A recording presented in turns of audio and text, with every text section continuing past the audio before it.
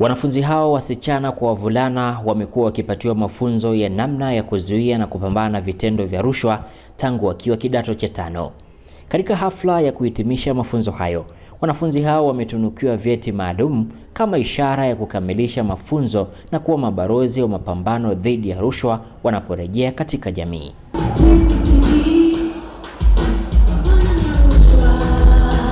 Mkuu wa taasisi ya kuzuia na kupambana na rushwa TAKUKURU mkoa wa Iringa, Victor Swela, amesema kuanzishwa kwa klabu za wapinga rushwa shuleni kunalenga kukuza kizazi chenye ujasiri na kupinga rushwa. Kwa sababu wote tulikuwa tunavyojua, baada ya kufanya uchunguzi mashauri haya yanapelekwa mahakamani.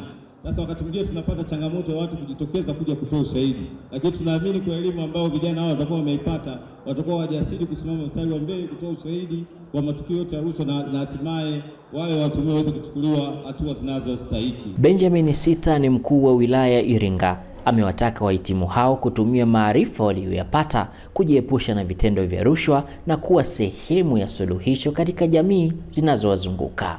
Mnapoelekea katika hatua mpya ya maisha, kumbukeni kuwa mtabeba nembo ya uadilifu mlioijenga hapa shuleni.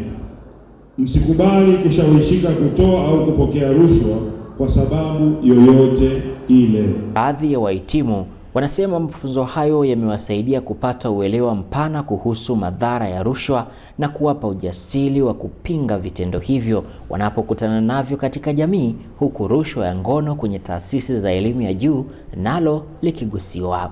Kinatusaidia sisi kama wanafunzi kwanza kabisa kujifunza ni kwa namna gani tunaweza kupambana na kuzuia na rushwa tukiwa mashuleni, lakini pia tukitoka katika jamii zetu za kawaida. Sisi kama wanafunzi mara nyingine tunarudi likizo nyumbani, tuna uwezo wa kwenda kuwaelimisha kutokana na yale ambayo tunapata tukiwa shuleni. Tunaweza kuyatoa tukaenda kuwaelimisha wale wanajamii ambao katika jamii zetu na katika taifa letu kwa ujumla. Au mavioni tunasikia kwamba kuna rushwa ya ngono. Kutokana na sisi ujuzi tuliopata mashuleni, tuliofundishwa na viongozi, walimu na hizi taasisi za TAKUKURU kwamba tunaweza tukaanzisha vyama vya kupambana na kuzuia na rushwa katika baadhi ya jamii zetu.